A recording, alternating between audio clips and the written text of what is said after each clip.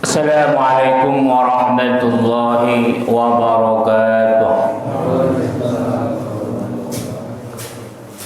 Alhamdulillahi rabbil alamin.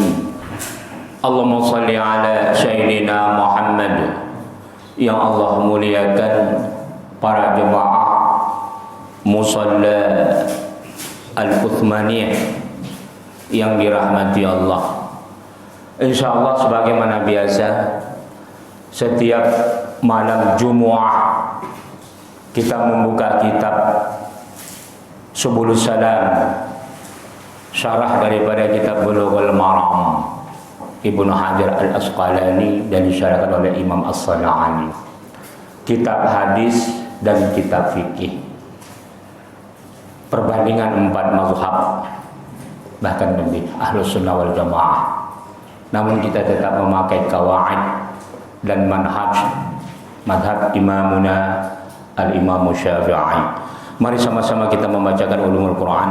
Lin Nabi Muhammadin sallallahu alaihi wasallam, ya Rasulullah, wa ala azwajihi wa alihi wa ahlil bait ajma'in, wal awliya was salihin wal anbiya wal mursalin wal malaikatil muqarrabin, wa li abaina wa li ummahatina wa li jaddina wa li jaddatina ولأساتذتنا ولمعلمنا ولمشايخنا ولجميع المسلمين والمسلمات والمؤمنين والمؤمنات الأحياء منهم والأموات، خصوصا لصاحب المؤلف كتاب سبل السلام للشيخ الإمام محمد بن إسماعيل الكحلاني ثم الصنعاني، وبشرح البلوغ المرام من جمع أدلة الأحكام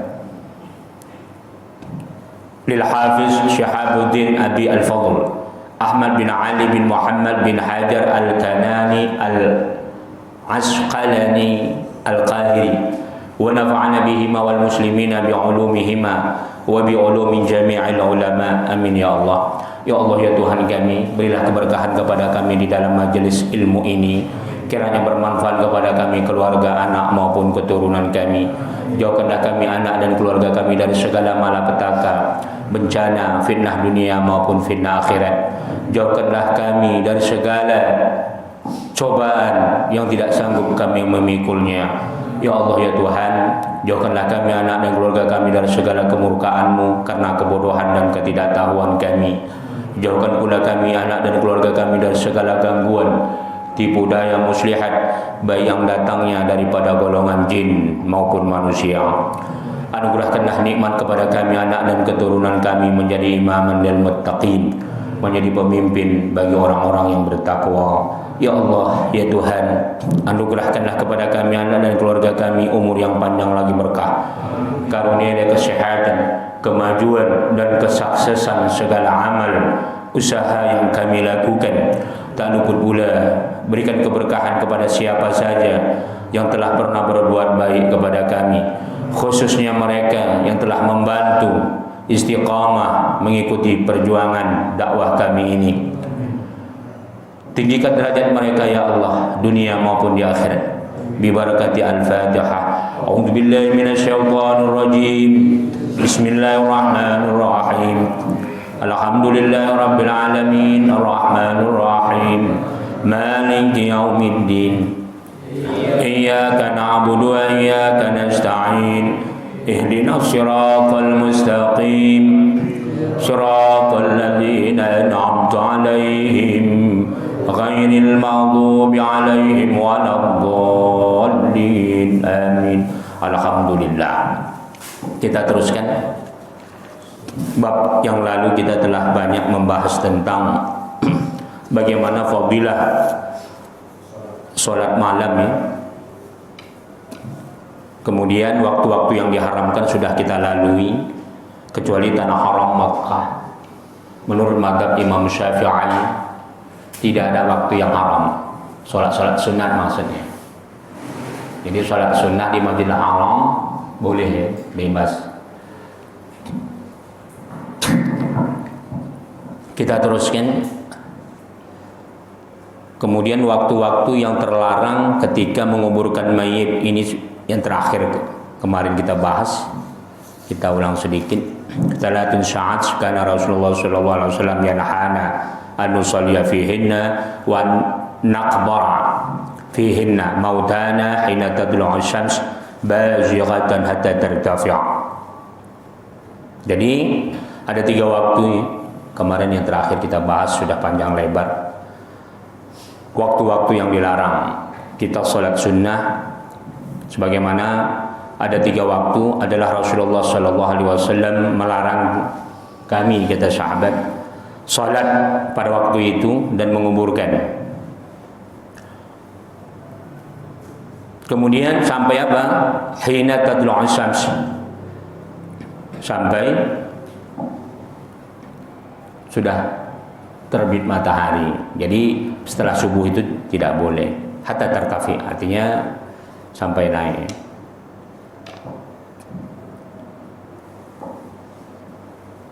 Jadi waktu-waktu yang diharamkan sholat sunnah, kecuali sholat wajib. Kalau sholat wajib kita sebab tertidur, sebab terlambat, sebab lupa. Yang tidak boleh adalah sebab kalau kita sengaja memperlambat sholat wajib sampai jatuh waktu yang berikutnya, itu haram. Inilah yang disebut dalam Al-Quran, fawailul lil musalli, maka celakalah, wail, celakalah orang-orang yang salat, alladzina hum an salatihim sahun, yang mereka salatnya itu saha, lupa di sini bukan berarti lupa ingatan, sengaja. Alladzina hum yura'un, dan mereka yang riya. Jadi riya juga wail, celaka. Wa yamna'un al-ma'un, yang apa celaka? 3 ya. Pertama, dia melalaikan sholat waktunya, 5 waktu sholat wajib. Yang kedua, riya. Jadi riya ini ancamannya wail. Kemudian yang ketiga, wa yamna'un al-ma'un, ada orang memang dia belum tidak pernah bersedekah yang berat menurut dia. Sedekah itu bagi dia yang ringan saja. Apa intinya? Ada orang wajib zakat. Contoh umpamanya haulnya sudah cukup, nisabnya sudah cukup, maka dia wajib keluarkan 2,5%. Tapi tak sampai 2,5%. Kita katakanlah haulnya 1 tahun sudah mencukupi. Nisabnya 85 gram emas murni sudah mencukupi. Mungkin sekarang 50 juta. Berarti 2,5% lebih kurang 1,5 juta umpamanya, dia bayar 1 juta. Ini celaka. Wa yamna'u al-ma'un.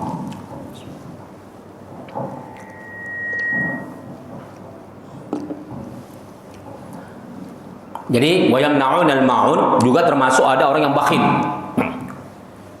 Orang yang bakhil sahih. Yang bakhil celaka juga. Apa dikatakan wail?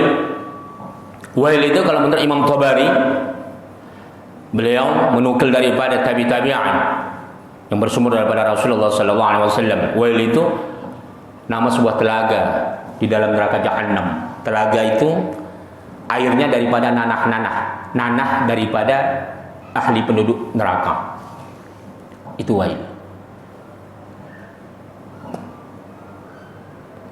Kemudian kalimat wail itu kalimat hardi, kalimat yang sangat tercela. Allah sangat murka pakai kata-kata wail itu. Jadi dalam Al-Quran itu kata-kata wail ini bukan hanya 3 ini aja, ada lagi. Wailul likulli humazatin lumazah. Pernah dengar? Apa dikatakan humazah dan lumazah? Hamzun walam zun, orang yang suka menceritakan aib dirinya dan suka menggosip, suka kali mencari celah-celah aib saudaranya. Ini juga langsung Allah yang mengatakan, ini ayat Quran ya. Kalau dalam hadis al-ghaibatu asaddu sitta min 30 zaniyah. Kama qala Rasulullah sallallahu alaihi wasallam. Kata Rasulullah, Imam Ghazali mengangkat khabar ini dalam kitab beliau. Orang yang menggosip, suka mencari-cari aib kesalahan saudaranya, dosanya lebih besar daripada 36 kali berzina. Allah. Tapi kalau Allah tak sebut itu. Allah sebut wailun likulli humazatil lumazah. Orang yang suka hamzun walamzun, menceritakan aib dirinya, bangga kali dia. Oh, aku ini preman begini begitu. Aku ini, dia suka menceritakan aib istrinya, aib suaminya, terutama ibu-ibu. Jadi jangan biasakan menceritakan aib.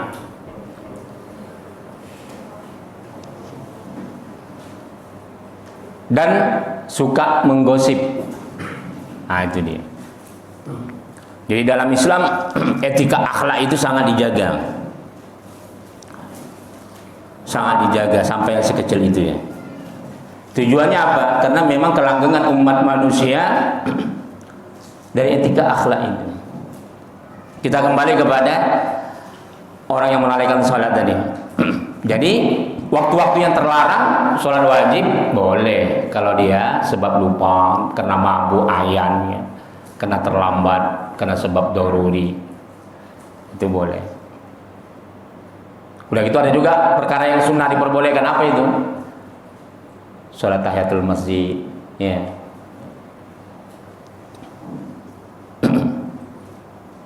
Dan banyak lagi ya. Yang tidak boleh itu adalah sholat-sholat sunnah mutlak. Kita teruskan. An hadits thalatha fi hadits Ibnu Abbas 'inda man dzakara bi anna asy-syamsa 'inda tulu'iha tatlu baina qarni syaitan fa yusalli laha al-kuffar. Kenapa dilarang? Ketika terbitnya matahari itu, ini juga sudah dibahas sebenarnya dalam kitab Al-Muwatta, panjang lebar hadisnya. Tapi di sini juga disebutkan karena kata Rasulullah apa? Ketika matahari itu mau terbit itu, maka muncullah dua tanduk syaitan. Artinya syaitan ketika waktu-waktu itu ba'da asyar atau ba'da subuh, syaitan itu jadi kebanggaannya. Itu waktu-waktu kekuatan mereka. Waktu-waktu di mana syaitan itu merasakan diri mereka gembira, senang. Makanya kata Rasulullah, bahkan Imam Syafi'i melarang kita habis maghrib itu keluar. Kenapa maghrib itu katanya memang syaitan itu, bangsa jin itu memang mulai keluar bekerja.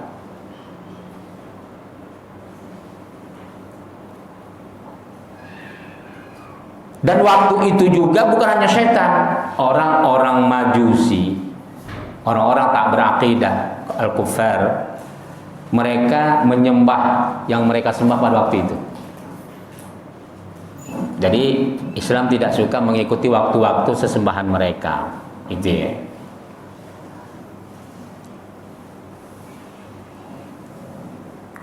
Begitu juga waktu zawal ya. Jadi ba'da asar, ba'da subuh, dan 'inda zawal, ketika mau terbit zuhur, seperempat jam sebelum zuhur.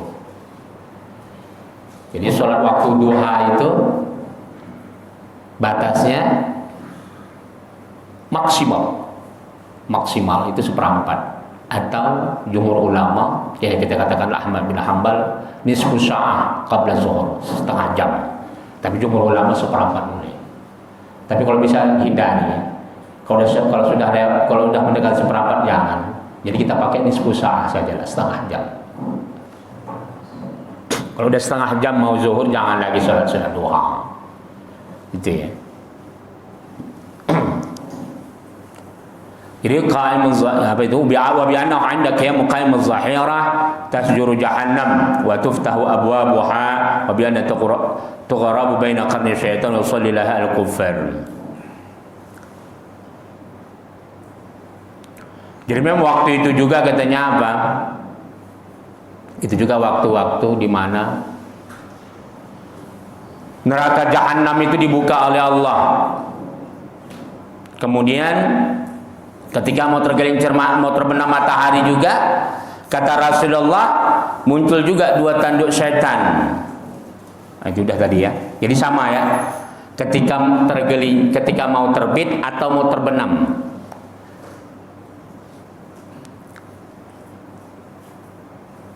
Taghrubu baina qarni syaitan. Jadi 2 tanduk syaitan itu muncul ketika mau terbit dan terbenam matahari, artinya mau maghrib. Makanya dilarang sholat sunnah. Dan pada waktu itu juga wa yusalli laha al-kuffar. Orang-orang tak berakidah sholat, terutama orang Majusi. Memang suka dia ketika itu. Ternyata benar. Jadi saya dulu, teman-teman saya, orang-orang kita Tionghoa itu memang kalau dia menyembah itu memang ketika mau terbit matahari itu. Kalau bahasa Medannya pekong. Dia bakar apa namanya, kalau bahasa siung, kalau di Mesir dibilang buhur. Maka saya terkejut kalau di Mesir membakar itu sama bentuknya, tapi di sana itu buhur untuk mewangi ruangan. Nah, jadi memang beda budayanya. Bentuknya sama Pak, kayak lidi itu. Sementara di Indonesia kan aib itu kalau kita membakar gitu kan. Tapi sekarang udah ikut-ikutan. Di masjid-masjid banyak saya perhatikan dibeli itu. Karena memang di Mesir memang peradabannya sudah tua, yang mereka mengamalkan itu. Tapi itu tidak ada hubungannya dengan sesembahan. Tapi di sini kan terkejut melihat itu kan dibakar, ya sama dengan mereka begitu. Jadi hati-hati, bukan berarti sementang sama seolah-olah kita ini kan sama kayak tahlilan. Jangan sampai ada orang memfitnahnya katanya amalan Majusi, amalan Yahudi gitu. Hati-hati itu. Begitu juga tentang amalan-amalan sufi. Bagaimana zikir melalui kalbu, titik-titik yang ada di dalam badan itu disamakan dengan filosofis China. Hati-hati. Jadi bukan berarti sama seolah-olah itu amalan Yahudi. Hati-hati itu. Bukan berarti orang Islam makan nasi, orang tak berakidah makan nasi sama akidahnya. Iya. Jadi jangan sampai pukul rata. Itu dia ya.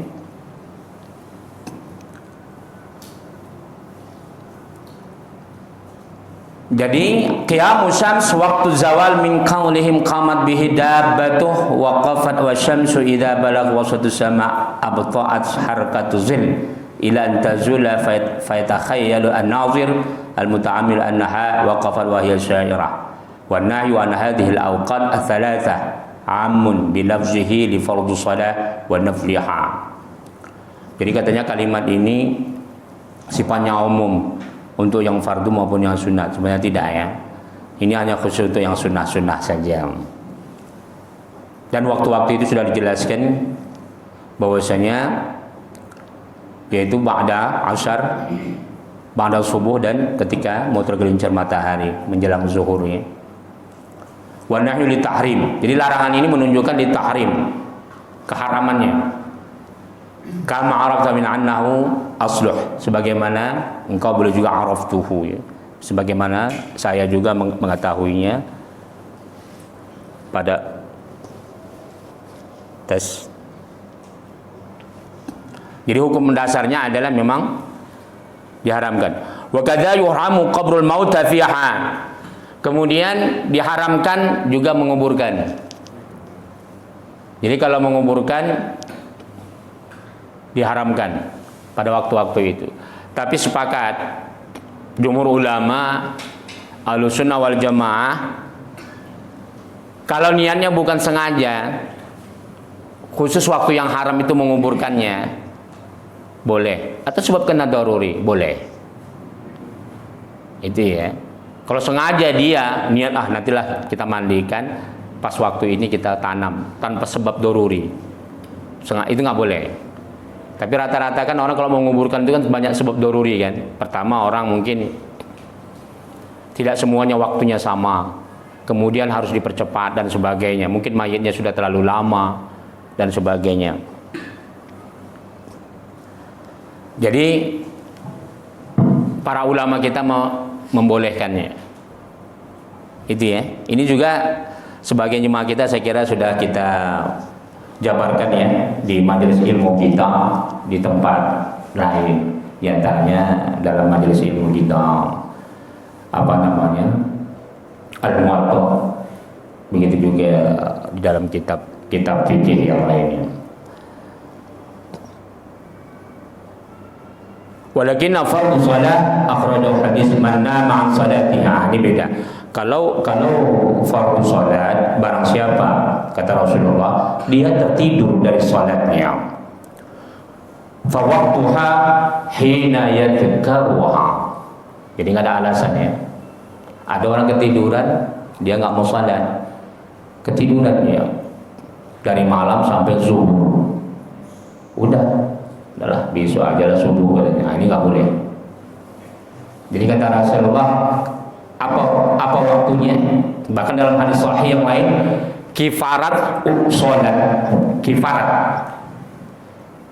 salat wajib yang terlupakan, tertidur atau karena mabuk ketika dia sadar atau ingat, atau kalau tertidur ketika dia istayqidh, terbangun. Jadi kalau di sini bahwa wahina dia terkau ketika dia ingat. Jadi kalau dia karena lupa sholat wajib mubasyaratan, langsung ditunaikan, haram ditunda ya, nggak boleh. Jadi mengqadha sholat wajib hukumnya tidak ada. Tapi ketika kita lupa atau mabuk atau sebab dorori, hukumnya wajib diqadha.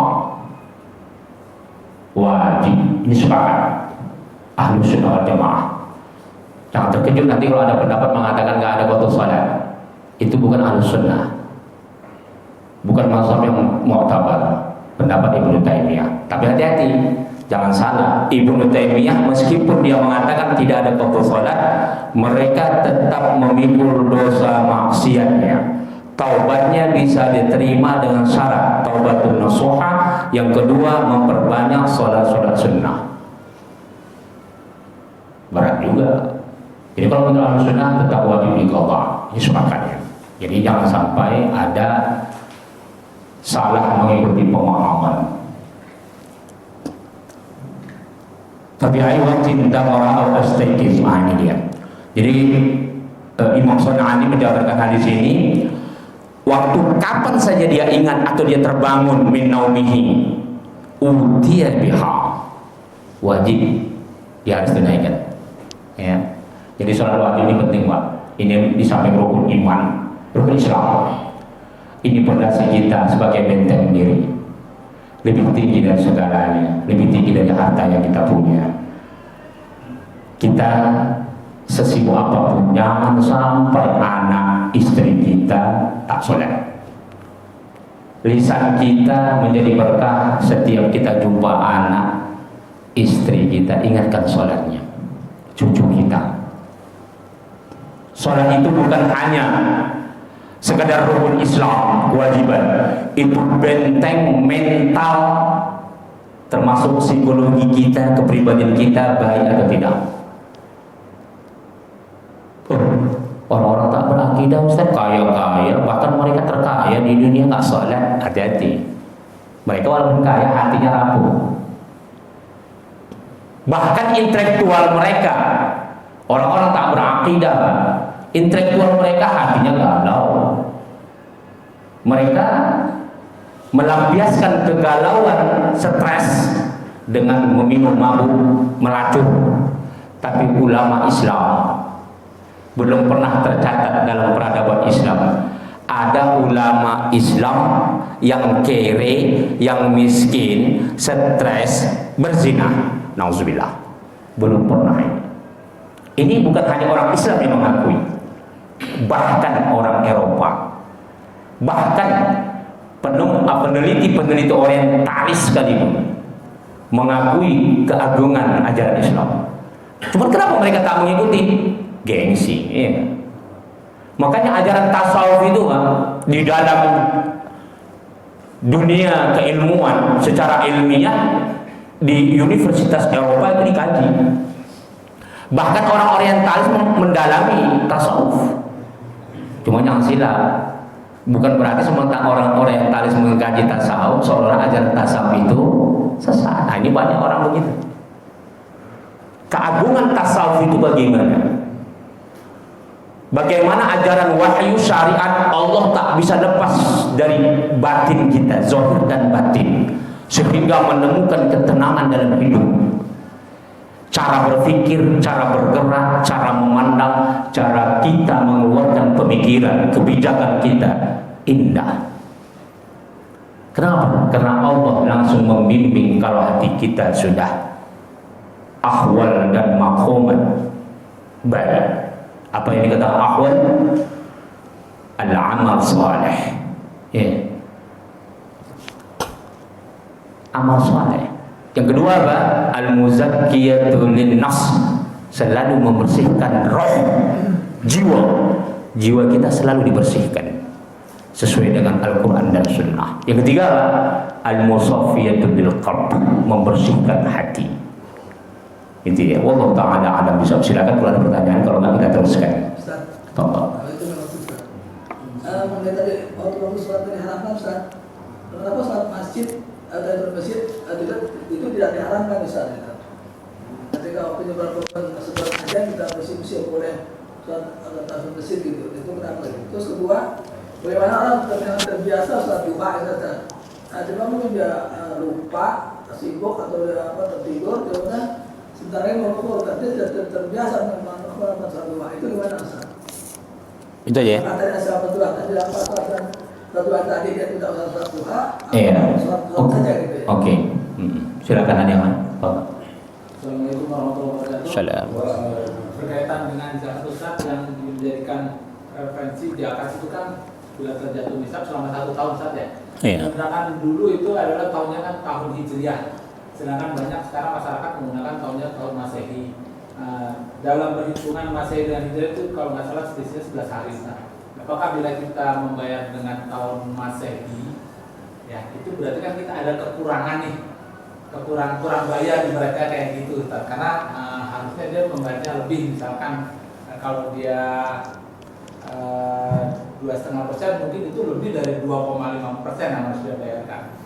Mohon penjelasan, Ustaz. Oke, alhamdulillahirabbil alamin. Nanti yang berikutnya insyaallah kita jawab dulu yang kedua. Takut bisa. Jadi, kenapa tahiyatul masjid tidak diharamkan? Karena memang Rasulullah sallallahu alaihi wasallam semasa hidup ketika khutbah sekalipun, sahabat ketika itu terlambat datang mau duduk dilarang. Jangan, sebelum duduk sudah dilarang. Salat. Bayangkan Rasulullah khutbah. Jadi memang sudah dipraktekkan dari sejak zaman Rasulullah. Tapi ada perbedaan pendapat ulama. Kalau menurut pendapat Imam Malik, apabila sudah dekat sekali mau azan, jangan tahiyatul masjid. Kalau sudah mendekat sekali, udah. Tapi ini lemah pendapat ini. Begitu juga pendapat mazhab yang lain, kecuali pendapat Imam Syafi'i. Tahiyatul masjid lil fatij, sama seperti sholat yang telat, sholat wajib. Seperti sholat wajib yang telat, hukumnya, waktunya, boleh kapan sih? Selagi muazzin belum azan, maksudnya innallaha, di Indonesia pakai innallaha. Sholat sunat ya tahiyatul masjid. Makruh hukumnya masuk masjid tidak sholat tahiyatul masjid. Nah, ini harus tahu ya. Jadi status musola kita ini sekarang, ini masjid namanya apa? Karena sudah memenuhi syarat. Pertama, didirikan sholat 5 waktu dalam sehari semalam. Ini makna khusus, gedungnya khusus untuk sholat. Yang kedua, yang ketiga, tanahnya wakaf. Tapi kalau ada dia tempatnya khusus, tapi dia tidak didirikan sholat 5 waktu terus menerus dan tanahnya tidak wakaf, bukan masjid. Meskipun bentuknya masjid, musola boleh dijual. Kalau masjid tidak boleh dijual. Masjid ada dua, masjid jami dan ghairu jami'. Masjid jami, masjid yang ada didirikan sholat Jumat. Ini yang kita duduki malam ini, masjid ghairu jami', masjid yang tidak didirikan sholat Jumat. Jadi makamnya tinggi, Pak. Kalau masjid, Pak, Masjid ini raf-raf ini Pak, langsung ke langit Pak. Disaksikan langsung malaikat yang ada di langit. Itu kelebihan masjid. Kalau musola, makanya martabat orang masuk masjid niat i'tikaf. Jadi, dan kalau masjid itu milik Allah, kita sebagai manusia hanya nazir, ya, hanya menunggu, hanya mengawasi, hanya menjaga. Punya Allah. Jadi harus bisa dibedakan ya. Menurut jadi pendapat yang kuat yang mana? Menurut mazhab Imam Syafi'i. Lantas bagaimana kalau kita sholat duha telat, kita sudah terbiasa sholat duha, jangan lakukan. Sholat duha hukumnya apa? Sunnah saja, tidak muakkad. Bahkan menurut Imam Ahmad bin Hanbal, sunnahnya tidak istimror, tidak mesti setiap hari. Apa hikmahnya? Seandainya sholat duha ini jadi sunnah muakkad, Allah berat kali. Sedangkan sholat tarawih saja orang mati-mati ya untuk mensyiarkannya. Apalagi kalau sholat duha menjadi syiar, bahaya. Makanya Rasulullah tidak kuatkan itu. Ya, jadi perbedaan ulama tentang sholat duha itu untuk meringankan. Dikhawatirkan nanti ada orang yang sudah terbiasa sholat duha, dia pegawai Pak, dilawannya atasannya gara-gara sholat duha, bahaya itu ya. Ya. Atau dia tinggal tokonya, dia pegawai untuk menjaga toko, bisnis segala macam, rusak hancur bisnis gara-gara sholat duha. Mana tahu ada orang kerja di pom bensin, dia terbiasa sholat duha, orang udah antri sholat duha dulu dia. Bahaya ini. Jadi kalau nggak bisa memahami hukum, sedangkan sholat wajib saja orang yang nggak ngerti hukumnya, sekarang ini banyak fitnah. Bayangkan seorang ulama besar, kita katakan Quraisy Syihab, ketika seminar Pak, itu ditegur keras Pak sama apa namanya peserta. Ini sudah azan katanya, bubarkan sholat dulu. Subhan, ini tadi yang nggak tahu hukum kan, orang baru kenal agama. Ini jahil murakkab namanya ini. Kita udah jelaskan ya tentang waktu-waktu muasa, mudhayya, ya, faur, ya. Mana waktu-waktu yang faur, yang segera, mana dia muasa yang luas, mana yang mudhayya yang sempit, mana yang tarahi yang boleh ditunda. Saya kira kita jelaskan.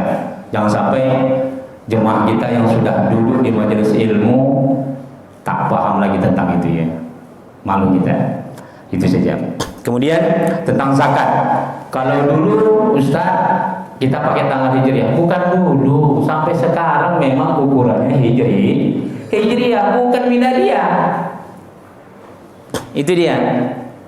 Jadi usahakan kalau kita mau ulang tahun anak hijriah, tahlilan, mengenang orang tua kita wafat, hijriah. Udah bulan hijriah ini sudah ijma' sahabat. Ramadan hitung hijriah, begitu juga kewajiban haji, begitu juga Syawal, semuanya Muharram, Syawal, Rabiul Awwal, Jumadil Awal, Jumadil Akhir, Rajab, Sya'ban, Ramadan, Syawal, Dzulqa'dah, Dzulhijjah. Coba tes anak kita, hafal enggak? Kalau Januari itu yang hafalnya.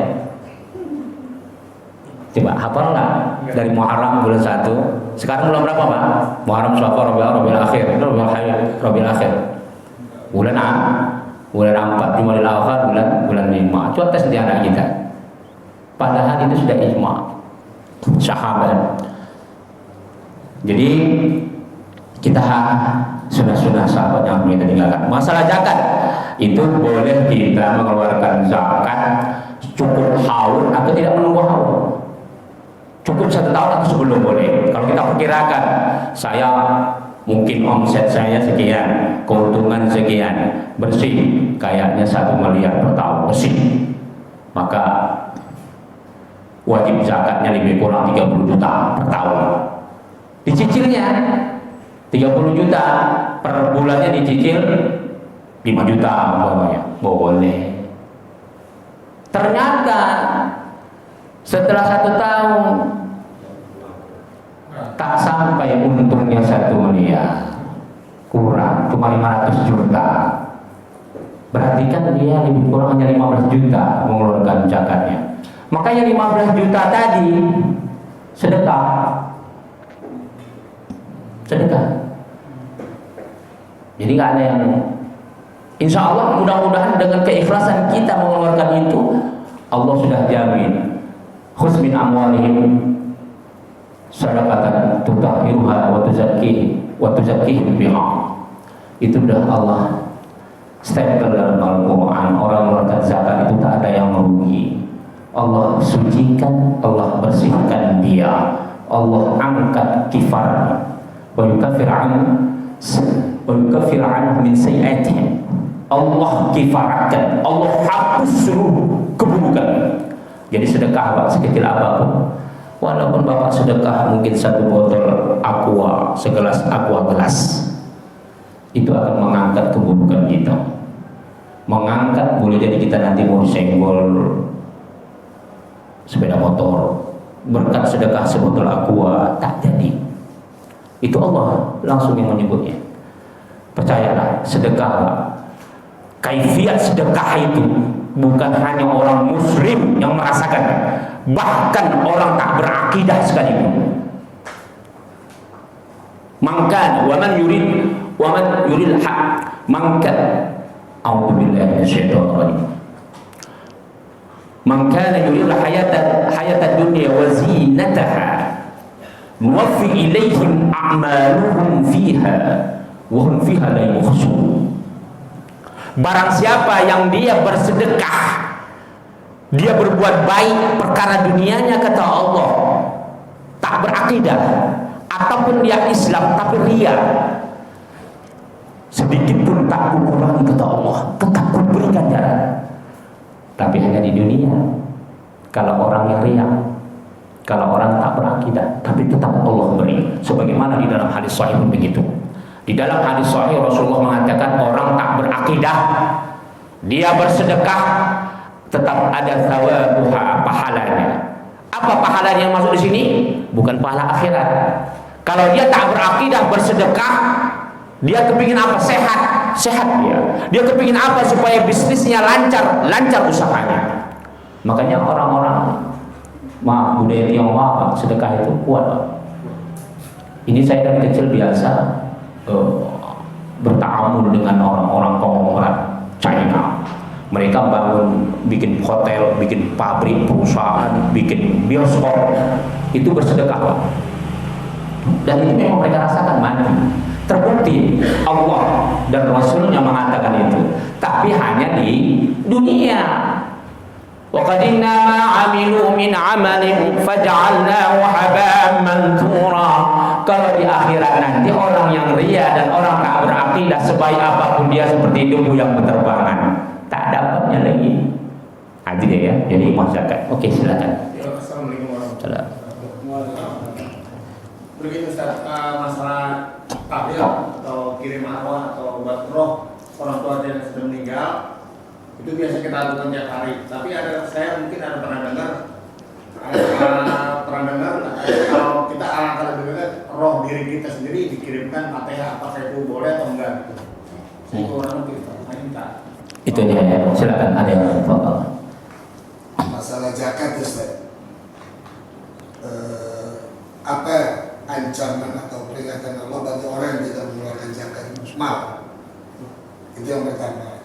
Yang kedua, berkaitan dengan zakat, mana sebaiknya zakat mal itu kita berikan langsung kepada orang para mustajab menurut kita di tempat tinggal kita, atau melalui lembaga resmi, atau ke panitia masjid? Itu aja. Oke, ada yang lain? Itu ya. Alhamdulillah rabbil alamin. Pertanyaannya, ada orang tahlilan katanya boleh mendoakan roh. Bagaimana kalau kita mendoakan roh kita sendiri? Jangan roh kita saja yang didoakan, termasuk fisik kita ya. Jadi kita membaca Al-Quran, apa yang kita zikirkan, Pak, itu adalah tazkiyatun lin nafs. Tadi kan kita sebutkan. Jadi kata Imam Junaid, la yablughu al-'abd ala hakikatil ma'rifah. Seorang hamba itu tidak bisa dia mendapatkan hakikat ma'rifah wa tasbitut tauhid dan kebersihan tauhid hatta yablugha, sampai dia bisa melalui al-ahwal wal maqamat. sampai dia bisa pertama beramal saleh, membersihkan rohnya, jiwanya, dan membersihkan hatinya. Baru maqamat, dari situ akan ketahuan bagaimana level sabarnya, level zuhudnya, level wara'nya, level apa? Semuanya, level marahnya. Jangan sampai kita suka berzikir, marah kita sama kayak orang preman.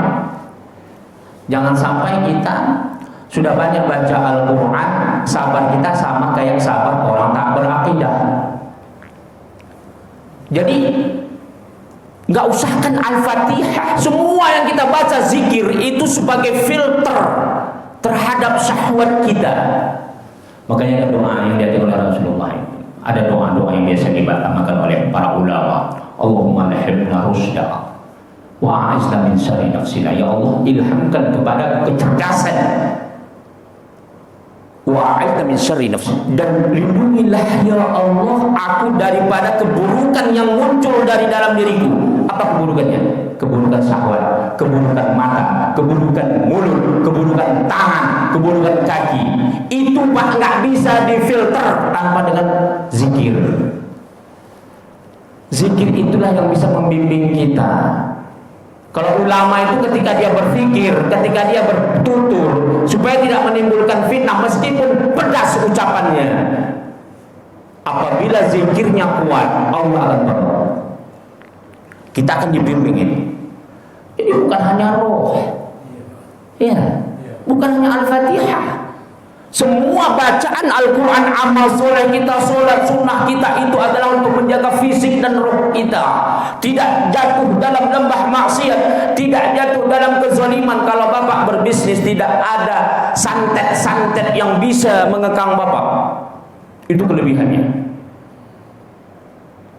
Serendah apapun pangkat kita, kita akan lebih tinggi martabat kita ketika kita menjadi orang yang soleh. Meskipun kapten kita lebih tinggi, jauh hartanya lebih banyak dan pangkatnya lebih tinggi, kalau dia tak soleh, martabat kita lebih tinggi di mata Allah, bahkan di mata manusia. Gak percaya berapa banyak orang jenderal, Pak, anak buahnya benci nih, Pak, jenderal kaptennya.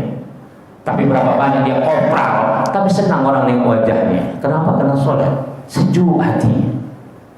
Ya, jadi bukan berarti sementara jenderal orang tunduk sama dia senang, hatinya mendumel itu. Tapi berapa banyak kopral, tapi orang sayang. Sebab apa? Karena keluar nur dari wajahnya sebab bacaan zikir-zikir dan sholatnya. Itu ya. Kemudian tadi apa sanksinya tidak berzakat? Allah besar kali ya. A'udzubillahi minasyaitonirrajim. Bismillahirrahmanirrahim. Yauma yuhma fi nari jahannam fatuqa biha jibahum wa junubuhum wa zuhuruhum. Ya Allah, nanti di akhirat kata Allah, Allah ini cerita Al-Quran, akan digosok. Apa gosokannya? Harta yang tidak dizakati di dunia ini akan jadi gosokan, akan digosok Allah. Jibahuhum, keningnya, zuhuruhum, punggungnya, dan lambungnya di neraka. Allah, la ilaha illallah. Fatuhu bima kuntum tamizun. Kamu rasakan kata Allah, itulah gosokan api neraka yang terbuat dari harta zakat yang tak pernah kau zakati selama di dunia. Udah, itu kan di akhirat Ustaz, belum kita rasakan apa-apa lah. Udah ada ancamannya. Alladzina yuqimuna sholata wa yu'tuna zakata wa hum bil akhirati hum yuqinun. Innal ladzina la yu'minuna bil akhirati zayyana al-a'mal fa hum ya'lamun. Ulaika lahum su'ul 'adzab wa hum fil akhirati hum yakhshawun. Udah. Kata Allah, orang yang tak salat dan orang kaya yang tak mau berzakat, dia berarti tidak beriman kepada hari akhirat. Orang yang tak salat, orang yang kaya tak mau berzakat, berarti dia tak beriman dengan hari akhirat. Seluruh perbuatan buruk indah menurut dia, padahal di sisi Allah dia orang yang hina.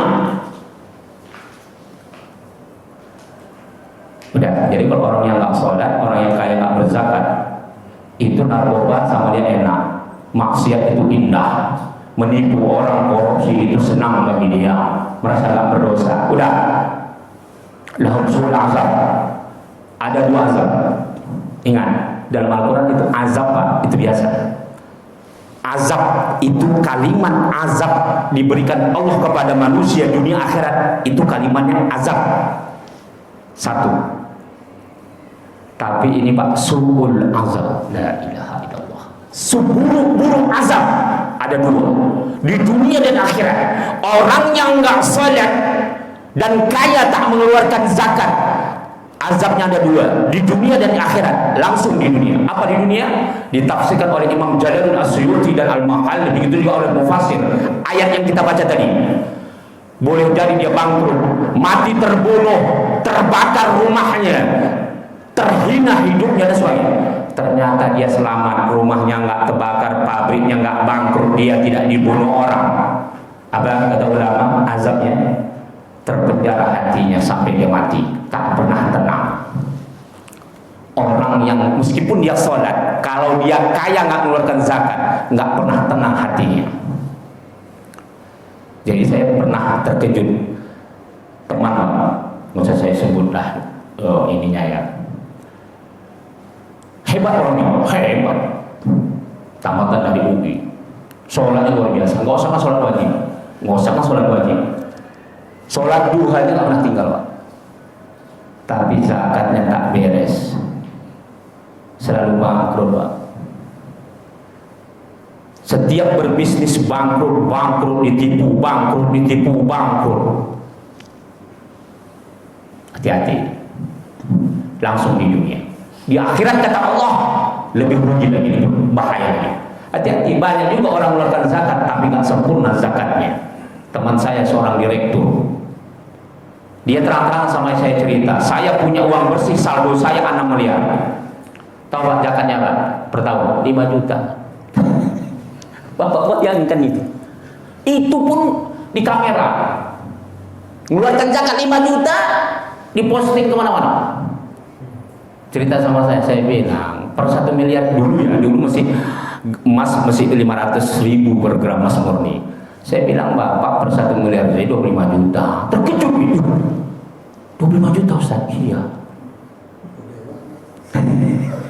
Kali kena 25 kali 6.